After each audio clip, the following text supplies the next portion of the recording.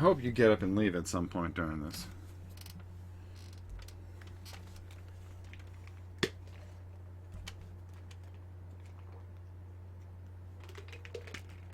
Oh, I hope you get up and leave. Because you, my friend, are a pain in the neck. Alright, looks like we're live. And welcome to this week's War and Pieces. This is part 1 of 2. Von Deacon, how are you? Ricky, how are you? We're going to be covering a lot of stuff. Normally, the way I like to do it is this first 45 minutes, hour, whatever I decide to make it. We're going to cover like different things, letters, anything that you send in about War and Pieces. We're gonna have a little section about books. We'll read some articles and do some prep work, talk about some things, what we're going to want to see, and so forth and so on, and more of the questions and answers part. And then we'll move over to the Dice Tower and we'll break down a game. And that's the way I'm planning on doing that to some degree. I'm just watching this stupid cat. Now, last night, some of you that may see this at some point realized that we were in the middle of playing Champions of Midgard. And then all of a sudden the feed just completely went. Well, somebody down the road, I guess, ran into a post and took out our internet and our power for a little bit. So it was not fun, but we got through it. So let's see here. Looks like we got sound and everything. Robert, how are you? Don, Palma, Ricky, Vaughn, good to see you guys. Oh, we don't have that many people watching today. Oh, that's okay. It goes on a couple things. So anyways, what we wanted to get to is the first thing. Really? Let's take a look at this stupid cat. I got this. I brought the new camera out here. So this is what I have to deal with. I'm being watched at all times. She's just watching me, waiting, deciding what she wants to do, whether attack or what. The true war animal. Oh boy. No, we didn't bother to finish it. We're going to restart it. We're going to play it Sunday when they get back. When they get back Sunday, when the girls get back Sunday, we're going to play it live and do it again. So let's see, Jonathan, how are you? Game line. Sorry to hear that. Enjoy what we saw though. Yeah, well, you know, it was a test to see how that camera how the camera's holding up. Trying to learn the camera a little bit. Of course, we didn't get to learn much, but that's the way the cookie crumbles, huh? Schwen, what's up? He says. Well, what's up, brother? I named this for a want of a nail because it made me think last week when we were doing this. Somebody said that, you know, I don't want to play war games particularly because they're battles that already been fought and that that you already know the outcome. So why play it again? Well, and it made me think of that poem for the want of a nail, where just the littlest thing can change history. And so many battles as I started researching things for future episodes and stuff like that. Because I don't just want to cover a game, I want to cover the history behind it. And of course I'm hitting this table. By the way, how's the picture? We don't know if we're seeing a dog fight or a cat fight tonight. Yeah, it could be either or. She's just sitting there waiting, and I hope she's not going to sit there during the next one when I've got to explain this game. But the name's Steve. Oh, okay. Well, how you doing, Steve? So anyways, to get to my point, let me just adjust the camera here. Okay, there we go. To get to my point, pretty much. Man, I'm having fun with this camera. How's the camera look, by the way? Those that don't learn from history are doomed to repeat it. Very true. But the most important thing in a lot of battles was that it was just, and I think I said this last week, that it was a split, just either a split decision, weather, luck, somebody just not getting the right intel. Look at Midway, the Battle of Midway, how that was, how a radio goes out and changes the course of an entire battle. And it made me think of that poem where, for the want of a nail, if the guy had a nail, the shoe on the horse wouldn't have been loose, and you wouldn't have lost the horse, which lost the rider, which lost the message, which lost the battle, which lost the army, which lost the war. So many things attribute to so many different things that it made me think of that. And I think that when we're playing a lot of this stuff, and let me make sure the sound's off so it's not reverberating. Hold on. Oh no, I had it on a little bit, so I apologize for that. So if we have any feedback, the little things I need to do.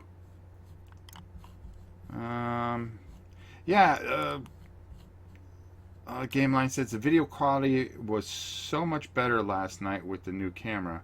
I felt like I am getting a much better picture. It really makes a difference. This is the new camera. You don't think the picture's better? It looks a lot better. Camera looks great. Okay, there we go.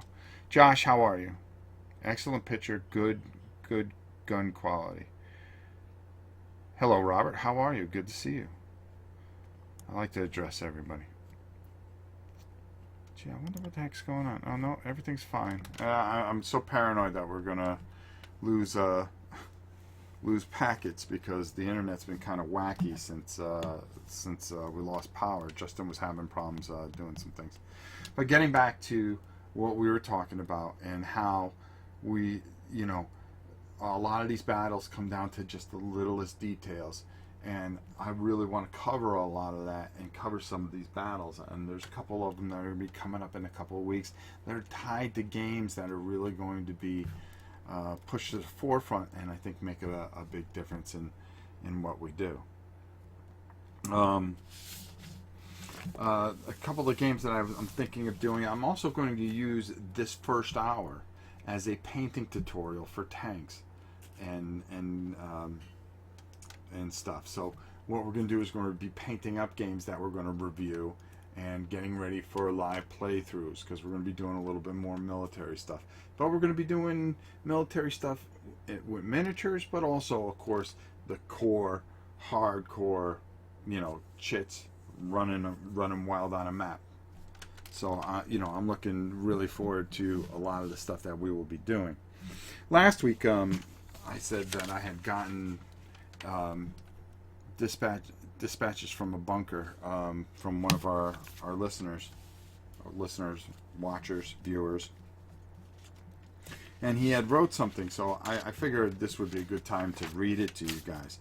It's from one of the guys, Ralph McDonald, who actually sent a bunch of stuff and was very, very kind.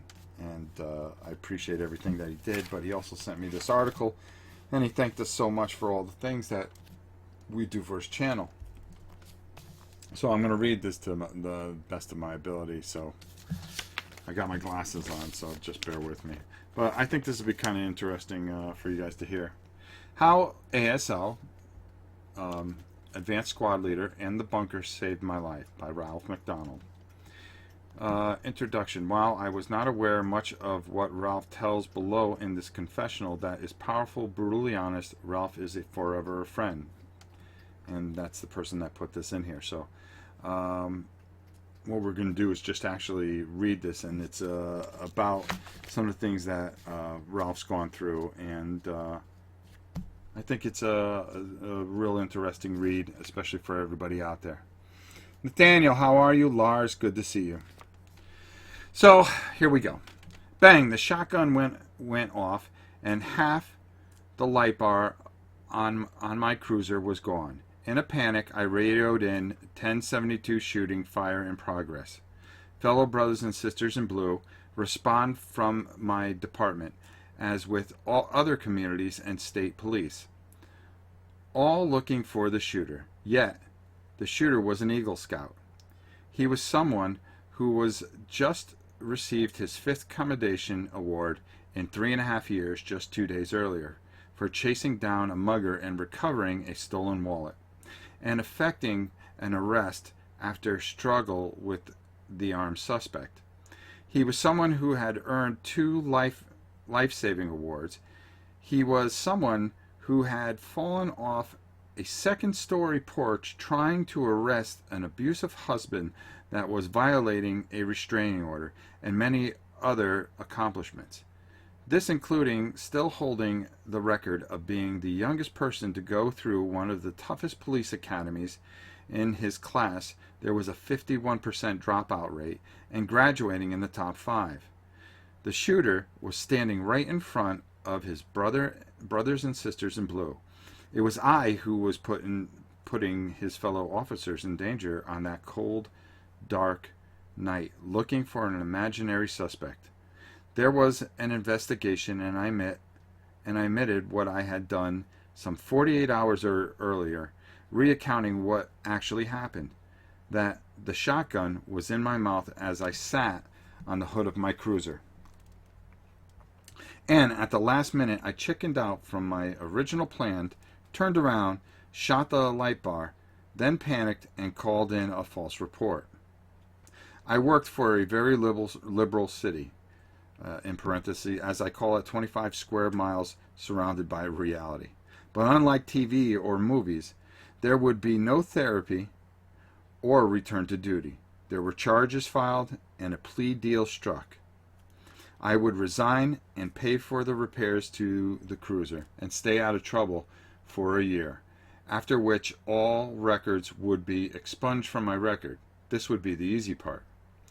Not to get into it much, but I had woman issues and work-related issues, internal police department politics, seeing the worst of the worst in people most of the time, also being a very go above and beyond type of personality. I had always exceeded at what I put my mind to, school, sports, etc., and I had decided I could not live anymore. But as you can tell, thankfully, I did not go through with it. By the way, hi everybody, and I will answer any questions as soon as I'm done reading this. I was very outgoing, sociable person who had walked the 4 p.m. to 12 p.m. beat for most of my career and loved talking to merchants and people. But I had an ego as large as the Superdome, and as my mother told me once, I was one of the most cynical 22-year-olds she ever knew.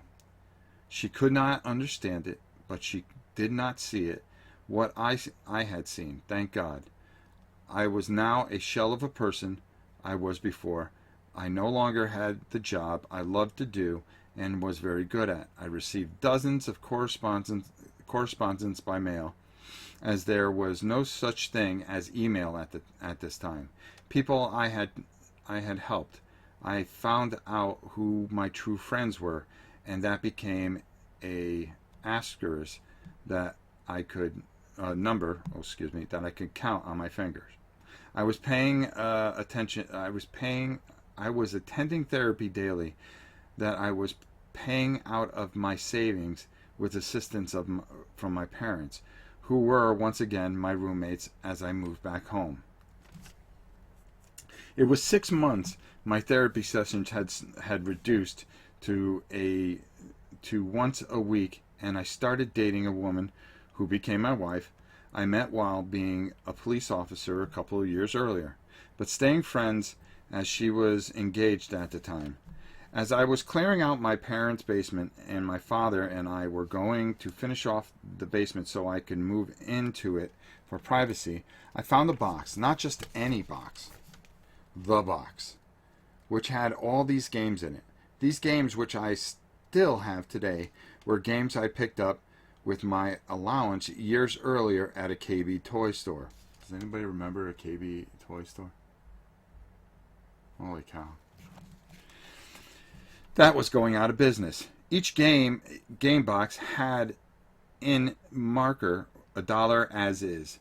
Those were Avalon Hill games, Rise and Decline of the Third Reich, Origins of World War II, Luftwaffe, Squad Leader, Cross of Iron. I still have them all to this day. I love history, and especially World War II. I was born on a U.S. AFB, Air Force Base, and grew up as a military brat. So those games were awesome at my young age. My cousins and I played them wrong, but we played them and it was great. When I opened the box and I saw the games, a small spark ignited inside me that felt good. I started reading the rules again, but had no one to play with. My future wife had no interest in any war games. Cribbage was enough for her. I found a hobby shop and talked to the owner, who pointed me to the General. Wow, there are actually ads looking for people to play. Then an article caught my attention. Tommy Atkins at War, The British in ASL, by Charles Marcus. ASL? What's ASL?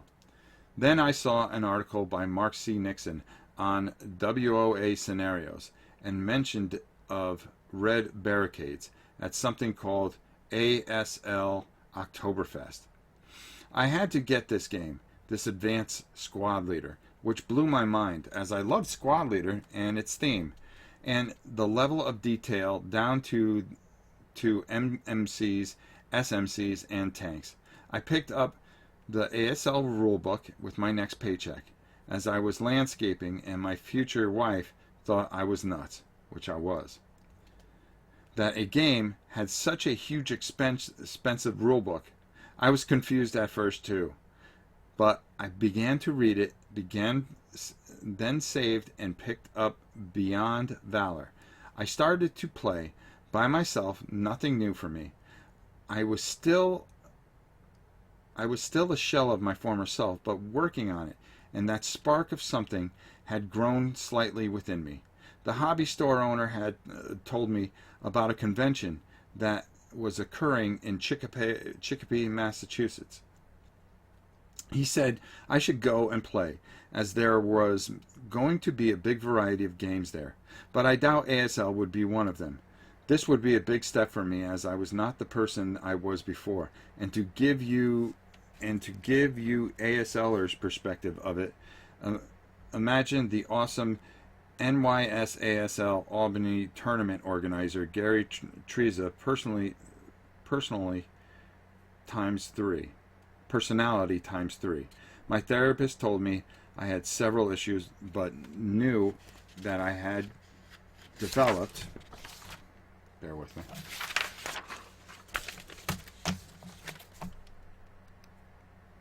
Oh, okay, there we go. Developed, which was now called social anxiety, which I was still suffering from to this day. I was uncomfortable around people, even though there was no World Wide Web, Google, Bing, or search engine as it was in 1990, and the internet was in its infancy. I looked around at people thinking they knew what I had done, as I was front page news for 4 days in a row, and I was still embarrassed and ashamed then and still am now. In spite of this, with the encouragement from my parents, brothers, and my future wife, I went to the tournament. I arrived and signed up to play some games, but I was not very interactive. I felt that if I opened my mouth, someone would recognize me, or I would say something stupid, embarrass myself. It was very challenging. I started to walk around in the late afternoon, and I came up upon a group of men sitting at a table, and they were playing what looked like Advanced Squad Leader. Was it really Advanced Squad Leader? I inched closer to them and looked. Yes, it was Advanced Squad Leader. I took another step closer, but I kept my head down. I did not want to make eye contact, as my anxiety was increasing, and I did not want to engage. Then this voice said, "Hello, do you play Advanced Squad Leader?" I quickly looked up and stated, "No, I play Squad Leader, but I have ASL Rulebook and Beyond Valor." Well, My name is Victor, the gentleman said. If you want, you can watch. No, I replied, saying I had another game, which was untrue. My anxiety had reached critical mass. Well, we play ASL every Saturday at my house in Holyoke. Here's my number and address. Stop by if you want, and we will get you into a game, Ralph. Vic said enthusiastically.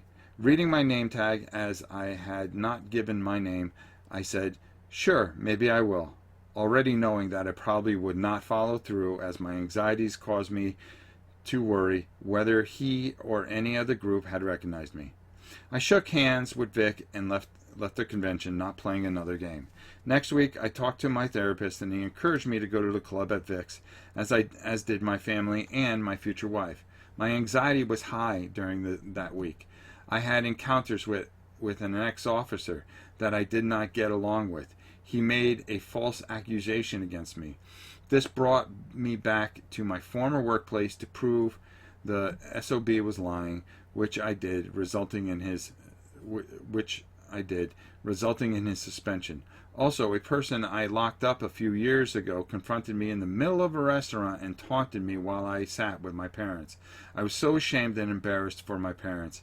If it were a year earlier, I would have put his head through a wall and arrested him for being a blank. The blank. There we go. We don't swear on this channel. Only I swear. But I no longer had that attitude or authority. After these two incidents, I was at such a low. My future wife told me that she saw a difference in me when I talked about games. She told me she would drive me to Vic's, and that since I paid all this money for this game and this rule book, then I should play. Well, she did drive me to Vic's house. There I was holding my ASL rulebook in my hand, approaching the door. My social anxiety was increasing. Would anyone recognize me? Would they say anything? Arg. I just can't do it. I turned around, and then I saw my future wife glaring at me and decided to face my anxiety rather than face her wrath, as much we all do. Vic greeted me warmly and brought me to the bunker in the basement. Wow. As I started the first room, my anxiety started to subside. There was a table with a huge map with ASL counters on it. Awesome. Then we entered the next room, and there were more people, and I felt my anxiety climb. I must have thought to myself 100 times in a minute, please do not recognize me. Vic introduced me to the ASLers that were there. Dave, Kirk, Alan, Bob, Tom. They immediately started to talk ASL, and I was lost. But my anxiety again subsided. Vic had set up a desert scenario, and I told Vic that I had never played with desert rules. No problem, he stated. He would help me along. We played, and I lost my first game of hundreds of my first game of hundreds of ASL scenarios. Vic told me everyone I played well and had a good grasp of tactics. He also said it would be good to have new members of the bunker. If I came back, this was the beginning of my legendary dice rolling in the worst way. If I needed anything but DR12, I would roll a 12.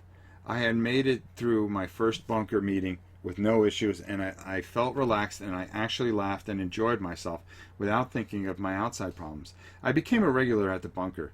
It became my escape where I could relax, where I felt camaraderie, and where I was developing special friendships. Dave invited me over to his house to play and help me learn the rules and have fun. I looked forward to Saturday nights as it became my decompression day and just a relaxing day. If you can say that about playing ASL.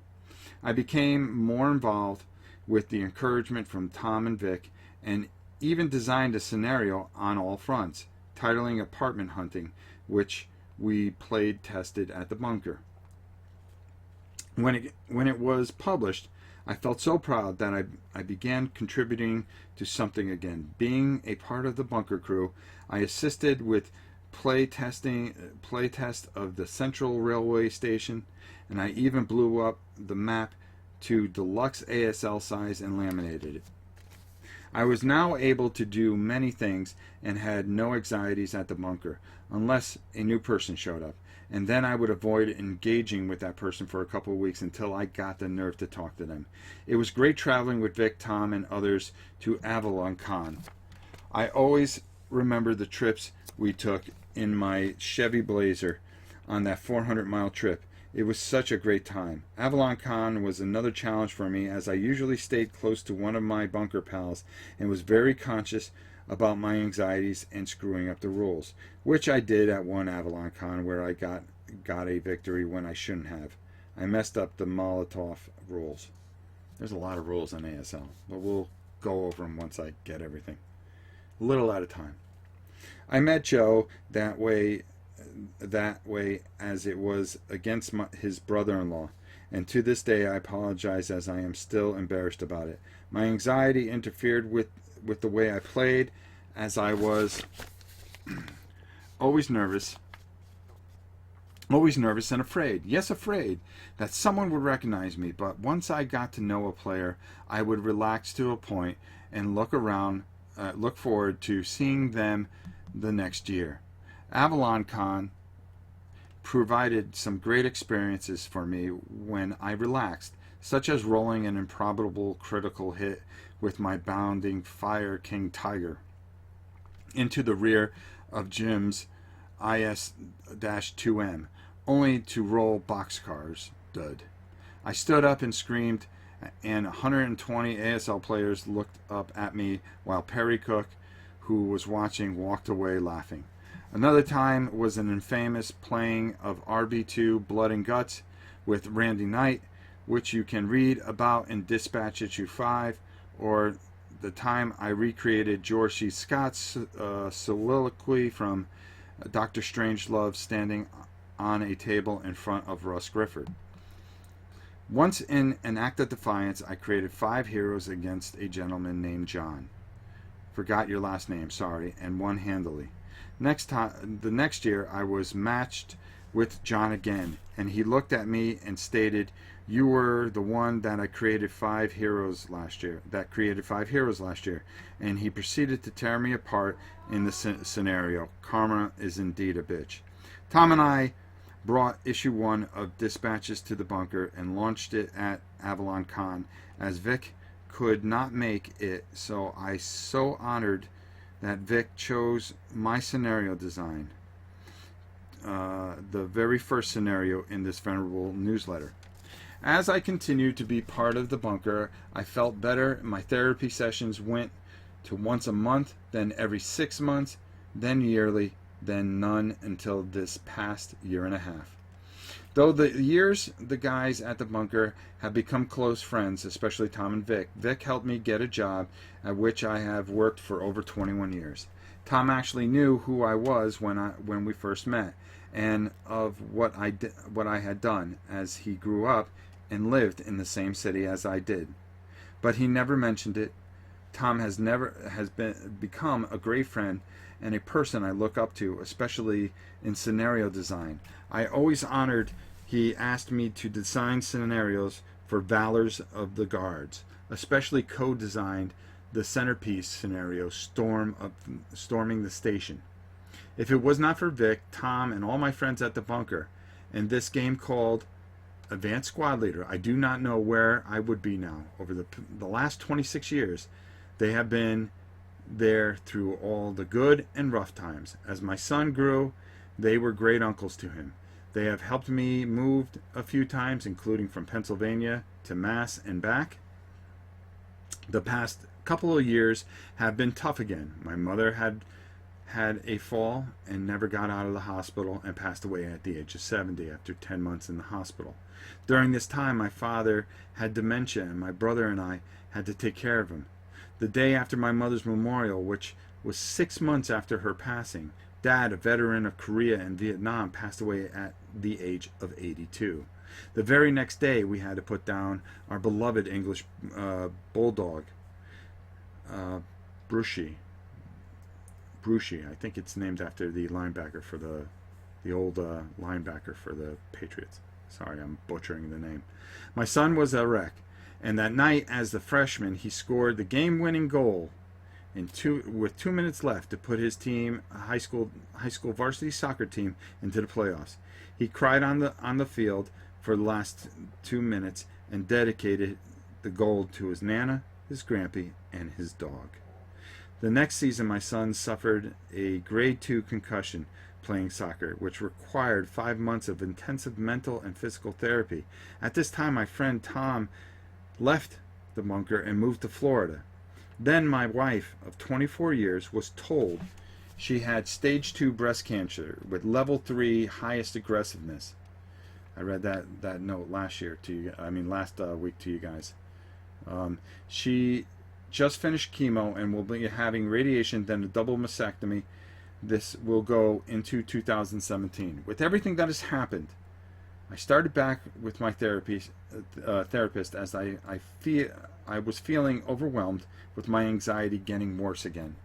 Already dealing with social anxiety in my therapy, I was diagnosed with depression attributed to PTSD caused by the stuff I went through 30 years ago as a police officer. This past year was the 20th anniversary of the Northeastern, and I was a propaganda minister, and I also submitted a scenario for the PAC. Even though my plate was full, it relaxed me to the point when I showed up back to the Northeastern, my anxiety came back as my wife just had her first chemo treatment. But she insisted, as she did so many years ago for my first visit to the bunker, that I go to the Northeastern and that my son and her mother was home with her in case of emergency. I knew I would be only an hour and a half away, plus she knew I was looking forward to seeing Tom. I told a few people at the Northeastern what was going on, as I had played my 4th match as a spoiler against Paul. I got a call from my wife, that my wife spiked with a fever and she was going to the hospital. I told Paul I had to go, and the reasons I apologized profusely due to my anxiety. I did not want him to think bad of me. Paul, as with most ASLers, said no problem and understood. Paul went on to win the Northeastern 20, and in our game, I was behind the 8 ball, so me leaving early had no bearing on the results of our game. I left for home with the anxiety about the status of my wife on my mind. She spent 3 days in the hospital, and feeling bad about leaving the tourney. That night, emails and private messages from friends poured in, inquiring how my wife was doing, and offered support. These are all greatly relieved my stress, as all of you do not know how much it was appreciated. Even though I played dozens of different games, ASL has always been there for me, sitting with my buddies at the bunkers on Saturdays, having fun and discussing sports, politics, and everything else. The friendships and the fun I have experienced through the bunker, Northeastern, and other ASL events have been so helpful to me, and in my opinion, saved my life. So, if you see me or get matched up with me at an ASL event, and we have never played or met before, do not be upset if I seem a little distant. It is me, not you. But I will come around sooner or later. Ralph. So I thought that was just a very, very cool article from Dispatches of the Bunker, which is the New England newsletter for Advanced Squad Leader. It shows you how much the camaraderie and how close war gamers really are. And, you know, people say the gaming community as a whole anyways. Let me just... and I read it pretty decently. I didn't stumble too much. Don said a little lag. A little lag? I had a little lag a few minutes ago. Good since.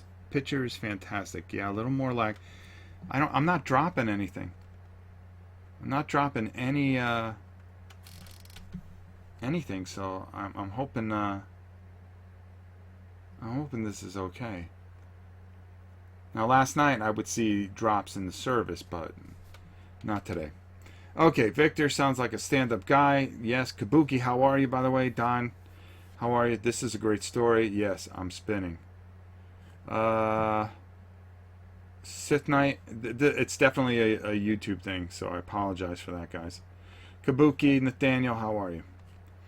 So, yeah, I thought that was some story, especially since he wrote me about his wife, and then, you know, send us some games to donate and everything like that. You know, with everything that he's going through. So, you know, this just goes to show you the kind of people that we have in this community. Is everything still you guys still having a problem? I wonder if I got this thing just set too high. I gotta take a sip of water after this.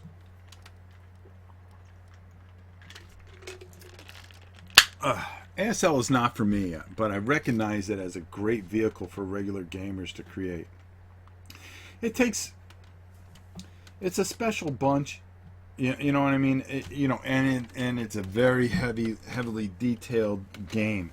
So, you know, when you talk about ASL, you're talking about a game that, I mean, you're going to invest some time into that bad boy. And it's a great game. And it's something that has to be covered here. And I really believe that covering it here will be very good. This week, I wanted to show you guys a book. Because Osprey Books puts out some of the best military books that you'll ever see. And I'm a big fan of the Osprey line of books, and I use them a lot for painting a lot of the military stuff that I do. You know, like when I was doing all the Napoleonics and stuff like that, which I have been getting ready for this segment for almost half a year. This segment going live, oh excuse me, has been in motion for a half a year, along with another segment that I'm planning on, which is going to be getting ready to go, which I've been prepping for almost a year now. My secret little paint nights, let's put it that way. But using Osprey books, which are just superb books, I wanted to show you this week's book, because each week we're gonna take a look at a book. So if you don't mind seeing a cat, we're gonna go down to the table here, and we're gonna zoom in here. Look at this, huh? Look at this. I mean, we are in the 20th century somehow. All right, let's just slide this. Yes, there we go. Right, like that. There we go. Audio and video seem slightly off in the sync, but I'm not sure if it's on my side. I loaded it on my Apple TV as well and went back 5 minutes, and it's a little out of sync there too. I don't know. No, lag has been going for a while now. Okay, that's where, because I'm not losing any packets, and I got a green light on my thing, and I'm streaming really good. But no lag in video. I don't know why that's off a little bit. I wonder what I can do about that, but I'll have to work on it. Again, we're trying to get better and better each and every week. Well, at least now you're not looking at my face, and the lag isn't off because we're looking at the book. Okay, so anyways, Tiger Tank. All right, this is a great book by Marcus Cowper, and it's an Osprey book. And if you go to their site, Osprey Publishing, you can get this, and it's fairly cheap. It's $12 for this book. But I really like using this book, especially when I'm painting tanks, because I like to take the actual art and try to do the best I can. But the thing about this book, and it's a real incredibly great book, it's number one, the pictures are fantastic, but learning about some of this stuff is just incredible. The introduction, they talk about the Tiger 1 and 2, how it fared against the Soviet medium tanks. Some great imagery, and a pretty quick book to get through, but really a great book to have on hand, as it gives everything chronologically, the whole process of the tank, what battles they were in, talks more about their design, how they used the Porsche motors and all that stuff. Of course, German engineering being as fantastic as it is. Just really interesting in showing you how they produced them and stuff like that. Let's just move on here. Showing you some early versions. If you wanted to paint them up a certain way. Like, I love using this to paint it up. Let me see if I can get this a little bit closer, guys. Story, great story. I wondered if it was skipping on my end. I don't know why the heck we're having such a hard time. Oops. Okay.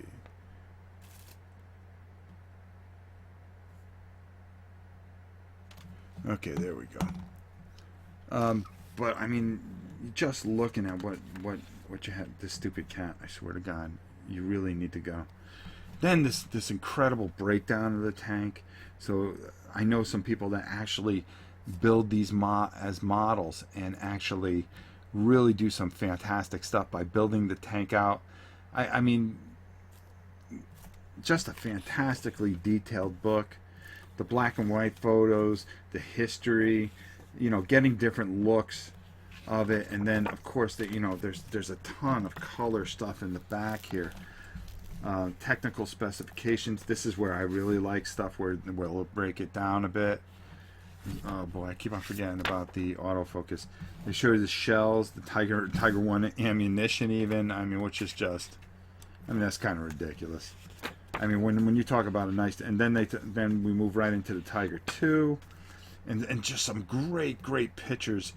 And I love using this because, especially, you know, sometimes if you don't have a good picture or something, it's kind of hard to imagine it in your head.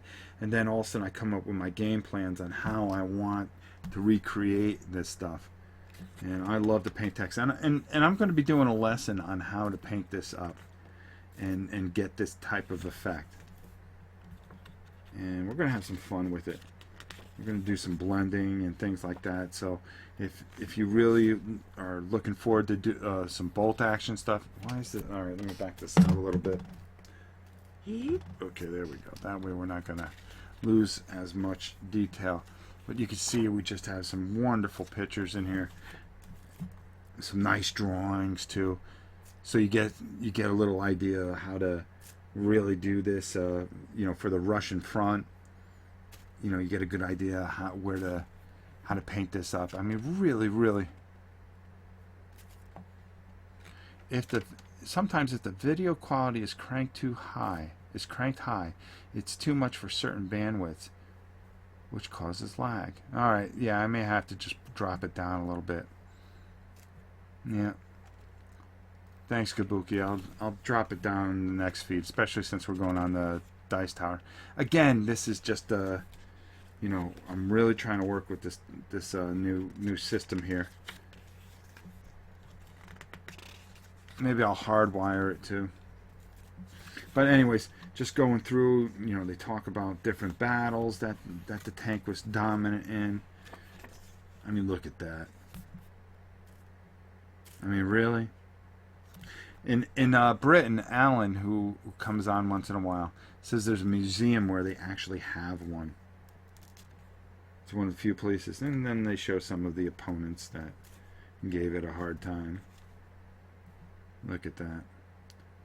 Death of the Tiger 07. Now that's cool.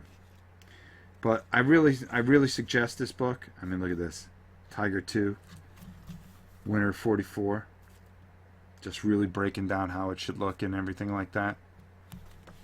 Nice. And they have so many great books. And this is just one that we're featuring this week. The Tiger Tank. But we will be covering a book from Osprey each and every week here on the mighty War and Pieces. And this is this week's book. So I hope you guys enjoyed it. Alright, Cat, watch out. What time is it? 6:26, huh?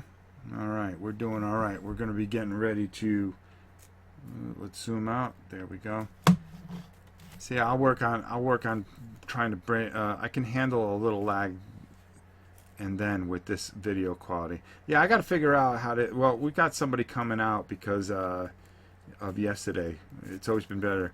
Is the family going to be involved with the Warfighter World War II game? Justin and I will be doing it. I don't know if we're going to be doing it Friday or Saturday. We've got some plans because the girls leave Friday morning, so it's just Justin and I for the next couple of days. So we're actually thinking of doing we're thinking of doing a miniature game and really giving the camera a go. But we're going to be doing the World War II game. There, I scared you, didn't I, you little bum? We're going to be doing. We're really trying to decide. I'm looking at that old school tactical with that massive map. I just think it would be such a masterpiece to do. I have the last Blitzkrieg that we're looking at. I mean, there's a few things that I am really thinking of really doing. Only one working Tiger 1 left. Amazing. Robert, how are you, by the way, my friend? So I think I'm going to try to adjust some of the settings and so forth and so on, and I think we'll still be able to keep the ridiculous quality. You know, this is a top-of-the-line computer. It's there. But each and every week I like to cover one of the Osprey's books, really go in depth, talk about it, read you some letters. So if you guys have some stories or some things that you guys want to see, email me at novaprime860@hotmail.com. While I'm promoting things, do not forget that this year the Dice Tower will be on Indiegogo, not Kickstarter. So look for that January. I think you'll be surprised some of the things that you are able to get this year. And Rob, have you played Wings of Glory? Yes, very good game. We're going to be covering that. I mean, we just have such a spectrum of stuff to cover. So much to cover, and here we are in the second week of this. And, you know, I'm just excited because there's just so many different things I want to look at. I want to go over. I want to teach people. I want to take this to another level. You know, I really want War and Pieces to be very successful. Rob, have you oh, I answered that. I have played Wings of Glory. And you may see that this weekend. We were interested in that. I painted up a bunch of 2/85th scale airplanes that we were thinking of using with the rules that I think Don or Dennis sent us. I'm not sure. I forget. Too much to remember. We have the beginners of ASL. There's a lot of different things. Memoir 44 we were looking at. We're looking at some ancient stuff. We were thinking of doing some Napoleonic stuff. We're really kind of doing all right to try to figure out what's going to be best for the channel this weekend. It's going to be a heavy war gaming thing, or it's going to be one-on-one game and him and I. So we're looking forward to it. So those type of games are always fun for him and I because we just really like going at it. That's the time we get to play certain card games and things like that. So we're really I'm trying to find the Last Crusade rules. I can't find them anywhere. I don't know what I did with them. I was actually thinking of teaching him that card game. I think he would really like that. That would be a good one for you guys to see. We're really gonna be working on. Yeah, audio and videos are out of sync by a fraction of a second. Ugh. That's frustrating. Very, very frustrating. So I apologize for that, but hopefully I can fix it for the next hour, which I think I'll play around with some of the settings. Matter of fact, what I really need to do is download because last night I had this camera on the computer I use out in the dining room. The studio computer, I did not totally set everything up. I think I need to set it up. Who won last night's game? Kabuki asked. We did not finish it. We are saving it for Sunday afternoon when the girls come back. When Janice comes home Sunday night, we will be playing Champions of Midgard live. We are going to restart the game. They really want to play it, but we're going to play it on camera, and it'll be a good test with everybody involved. So we stopped playing once the lights and the internet went out, which was not fun. I wish I found that person that did that. So I think we covered just about everything that we needed to cover for this first hour. I came on early, so we got ourselves a good hour in. So what I'm going to do is I'm going to sign off here. I'm going to try to make some adjustments and download a driver, see if that helps us over at the Dice Tower. And then part 2, which we will be talking about summing up what we did here. If you guys have any questions, I'll stay on for another 5 minutes. So if there's any games that you want to see, anything, any questions that you have about anything going on, what books you would like us to see get from Osprey, some of the things like that, you know, don't be afraid to ask.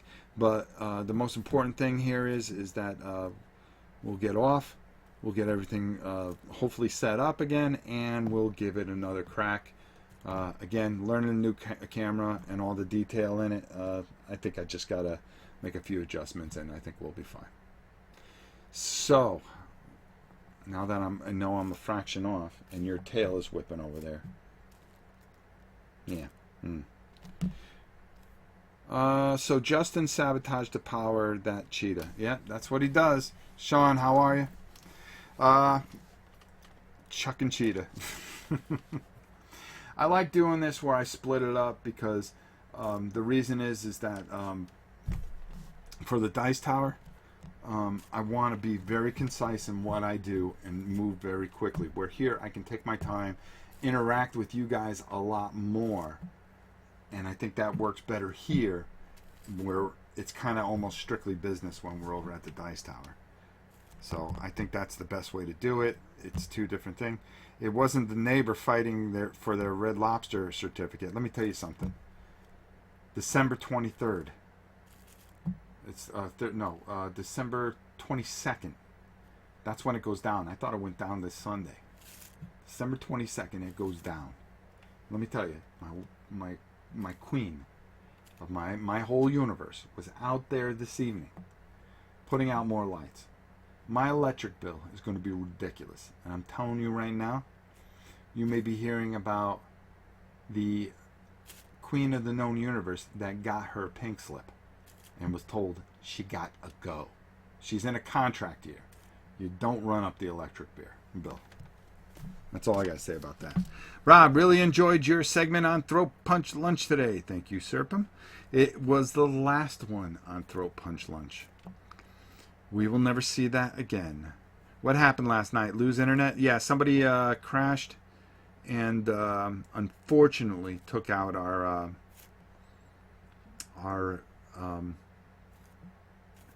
took out a transformer, which took down our internet and our lights for a while. First the internet went and then the lights went down. Painting question: how do you prime in cold weather, sometimes damp weather? I'll make sure I get it sprayed. Then I will bring it in. That's what I always do. I always find out if it's windy, it dries a lot faster. Did I see HeroQuest behind you there one time? Yes, you did, my friend. Whoop. Have you played World of Tanks, Robert? Yes, I have. And I have it on the PS4. Maybe we'll do it as an old man gaming sometime this week since we have time, since the girl isn't going to be around. What do you think? You want to watch, do you want to sit with the dogs and maybe watch a little World of Tanks? I would like that because they'd probably be irritated by your presence as much as I am. Dumb cat. Alright, so it's 6:35. Let me get set up so I can get on a little early. I think I know what the problem is, and hopefully we can fix it right now. Support Osprey Games and Books, a great company. Bolt Action is a big one there, and I'm looking forward to what they're going to do with that. So I'm going to make some adjustments here. We're going to get everything all squared away, and I will see you guys on the Dice Tower. The planes and ships are cool too. Yes, they are, and we will be covering planes and ships, not just tanks. I just started playing with Gesso today as a primer. Interested to see how it turns out. Any thoughts on Gesso? I wouldn't use it as a primer. I use that for oil painting.